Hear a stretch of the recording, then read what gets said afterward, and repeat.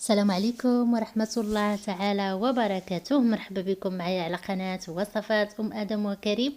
كنتمنىكم يا ربي تكونوا في تمام الصحة والعافية وانتم كتشاهدوا هذا الفيديو. فاليوم ان شاء الله غنحضر معكم فكرة هكا سريعة للغداء او للعشاء، كتجي لذيذة بزاف، ما تشبعوش منها، كتجي معلكة وبنينة بزاف. انا اكيد ان شاء الله لو جربتوها غادي تولي معتمدة عندكم. فيلا نسمعكم مباشرة المقادير والطريقة.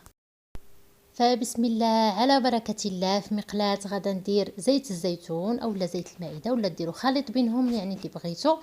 على ديك الزويته غادا نضيف حبه ديال الجزر كبيره هكا محكوكه، فلافل ملونه وبصله متوسطه هكا مشلده رقيقه. من الاحسن الا كانت عندكم كذلك حتى الفلفله حمراء استعملوها، انا ما متوفراش عندي، حتى هي كتزيد تلذذ. غادا نحرك شويه هذيك الخضيره حتى كتشحر لي مزيان هكا كيف كتشوفوا كتنزل. من بعد غادي نضيف ليها صدر الدجاج اللي قطعته هكا طريفات صغار. وكيف العاده دائما فاش كنضيفوا الدجاج كنجهدوا العافيه باش ما يطلق ليناش الماء وتجينا الحشوه باسله. كنشحروا هكا واحد 5 دقائق.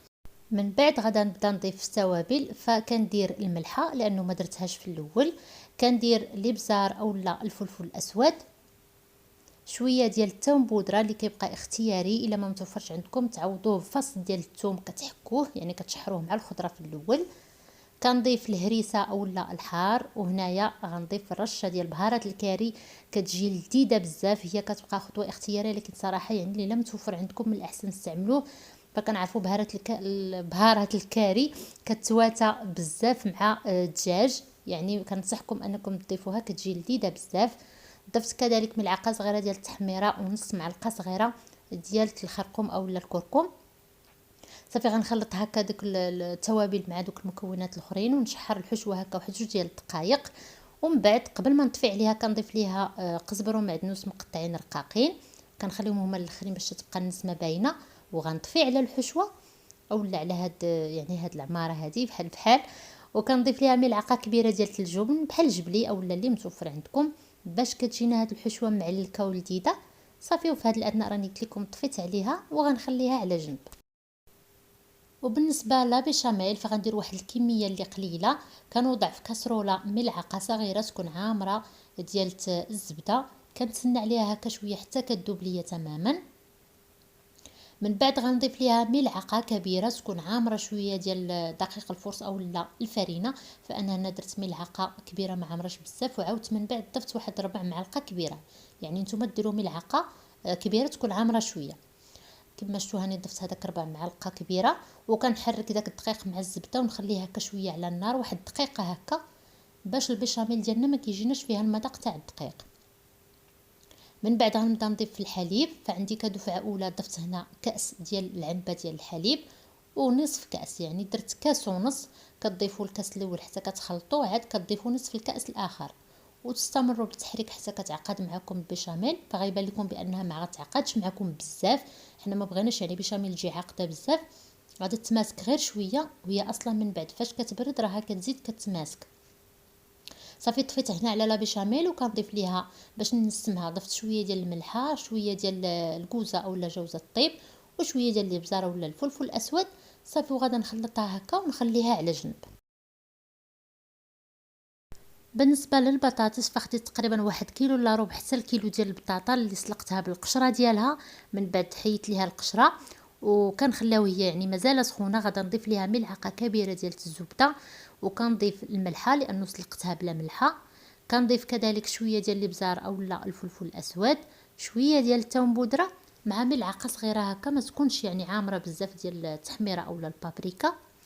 صافي وغادا نمعس مزيان هاد البطاطا هادي حتى كنحصل على واحد بحال البيغي، يعني ما يبقاوش هكا باينين لكم الطروفه في البطاطا ديالكم.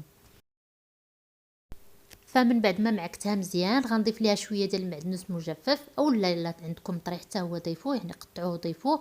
فشوفوا هذيك البيشاميل من بعد ما هنا راه باقا دافيه يعني مازال ما برداتش، كيفاش انها تماسكت واخا تتبان لكم انها في الطياب باقا يعني مرخوفه، راه من بعد فاش تبرد تزيد كتماسك. فكنضيف هذيك تقريبا يعني النسبه الكبيره ديال البيشاميل غنضيفها على البطاطس، وكنخلي كميه قليله يعني تقريبا جهد واحد 2 معالق كبار على جنب. كنخلط ديك البيشاميل مزيان مع ديك البطاطا كيف كتشوفوا، فراه كتجي منسمه ولذيذه بزاف.